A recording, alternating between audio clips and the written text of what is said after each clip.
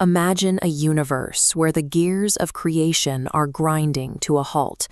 The structural integrity of existence is failing, and everything is slowly settling into permanent, inescapable stagnation. The cause of this decay lies at the very top, the supreme entity, Shiva, he helps sustain. This animated diagram shows why that isolation is a catastrophic problem. It illustrates two forces that must interlock for anything to exist. You have an unmoving, geometric core at the center, surrounded by a flowing, dynamic orbit of kinetic energy. That solid core represents Shiva. He is pure stillness, raw matter, and absolute detachment, a state known as vairagya. He provides the foundational anchor that reality needs so it doesn't spin out of control. But the orbit of kinetic energy is shakti. She is pure motion. Without her dynamic input interacting with his anchor, Shiva's stillness stops being a foundation and becomes a void. The machinery of creation completely grinds to a halt.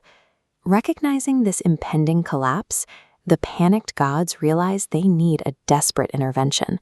They plead with the primordial energy, Adi Shakti, begging her to take on a physical form to re-engage Shiva and restore balance to the system. Adi Shakti agrees. Her birth into the human world is a calculated, urgent cosmic intervention.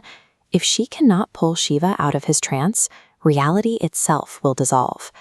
Down on Earth, the responsibility for expanding and governing the physical universe falls to a brilliant architect named Prajapati Daksha. He is tasked with managing the tangible, material world. Daksha accomplishes massive feats of creation, but over years of success, his immense knowledge breeds a subtle, highly dangerous ego. He becomes entirely consumed by the importance of his own physical wealth and status.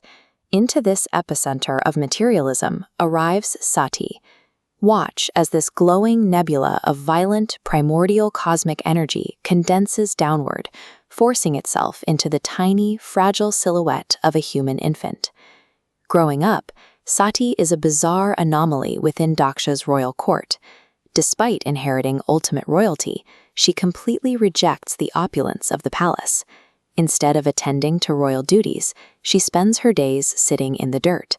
She builds simple mud shivlings, symbols of the very ascetic who abandoned the world, and sits for hours in profound, unbroken meditation. The supreme dynamic energy of the universe purposefully chose to be born into the epicenter of materialism, only to completely reject it in her search for pure stillness. The tension inside the palace breaks when sage Narada visits.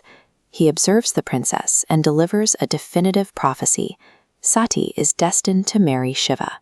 Daksha reacts with violent repulsion. His entire identity is rooted in status, hierarchy, and physical wealth. To Daksha, Shiva is no cosmic pillar. He sees only an ash-covered ascetic who wears snakes as jewelry and wanders aimlessly through graveyards. This split-screen infographic maps their opposing frameworks. On one side, the rigid hierarchies of Daksha's materialism. On the other, the boundless void of Shiva's asceticism. Confined to these hierarchies, Daksha fails to register the void, unable to see that physical structures require empty space. Daksha's personal arrogance has become a functional obstruction. By opposing this marriage, he is blocking the very connection needed to stabilize reality. Sati feels her father's unspoken, toxic opposition to her destiny. The hostility in the palace becomes suffocating. Standing alone on a high balcony under a luminous full moon, she makes a severe, unbreakable vow. She declares to the night sky that she will either marry Mahadev or she will remain unmarried for eternity. This vow is an attempt to tether the physical world back to a being who has entirely withdrawn from it. This introduces a new mechanism into the cosmic machinery, bhakti. It is a devotion designed to exert a gravitational pull on the infinite, forcing Shiva to look back at the creation he once anchored. The reality of her path is daunting. She has committed to a way to force the universe's most detached, unfeeling ascetic to care about the physical world again. How can any amount of human devotion penetrate a state of absolute, infinite detachment? The outcome of this cosmic stagnation now rests on a single interaction. Either this solitary yogi recognizes her surrender and re-engages with the world, or he remains in the void while the machinery of existence continues to stall.